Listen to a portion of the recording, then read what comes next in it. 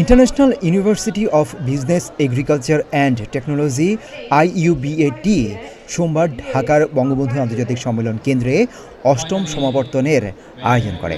এই বর্ণাঢ্য অনুষ্ঠানে স্নাতক ও স্নাতকোত্তর শিক্ষার্থীদের ডিগ্রি প্রদান করা হয়, যা তাদের শিক্ষা জীবনের এক গুরুত্বপূর্ণ মাইলফলক। রিয়ানা আজাদ ও সঙ্গীত হাসান নয়ন অসাধারণ একাডেমিক কৃতিত্বের জন্য স্বর্ণপদক লাভ করেন। রিয়ানা আজাদ স্বর্ণপদক প্রাপ্তদের মধ্যে সর্বোচ্চ মর্যাদাপূর্ণ আলিমুল্লাহ মিয়ান পুরস্কার লাভ করেন। সমাবর্তনে MBA, BBA, কৃষি, electrical and electronic engineering, civil engineering, computer science, mechanical engineering, অর্থনীতি, ট্যুরিজম ও হসপিটালিটি ম্যানেজমেন্ট, নার্সিং এবং ইংরেজি সহ বিভিন্ন বিষয়ে ডিগ্রি প্রদান করা হয়। এই সমাবর্তন অনুষ্ঠানের সভাপতিত্ব করেন পরিবেশ, বন ও জলবায়ু পরিবর্তন মন্ত্রণালয় এবং পানি সম্পদ মন্ত্রণালয়ের উপদেষ্টা Syeda Rizwana Hasan.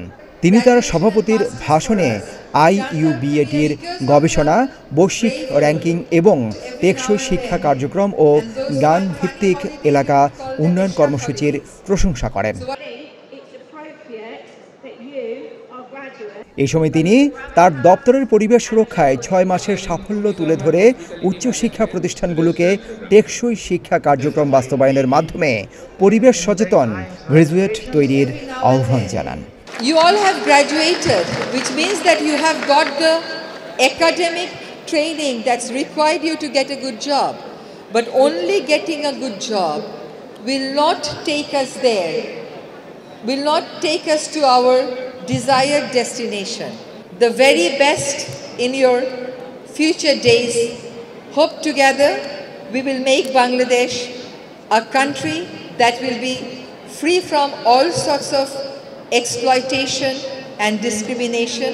A Bangladesh that will be a country respected in the world for ensuring justice, for protecting rule of law and for really creating good examples for the other countries to follow. 1991 সালে প্রতিষ্ঠিত IUBAT বাংলাদেশের বেসরকারি বিশ্ববিদ্যালয়গুলোর পথিকৃৎ। প্রতিষ্ঠার পর থেকে IUBAT academic উৎকর্ষতা ও গবেষণার ক্ষেত্রে অসামান্য সাফল্য অর্জন করেছে এবং বাংলাদেশের বেসরকারি বিশ্ববিদ্যালয়গুলোর মধ্যে উচ্চ বৈশ্বিক র্যাঙ্কিং অর্জন করেছে। সিদ্দিকুর রহমান রোমন, প্রতিদিনের বাংলাদেশ।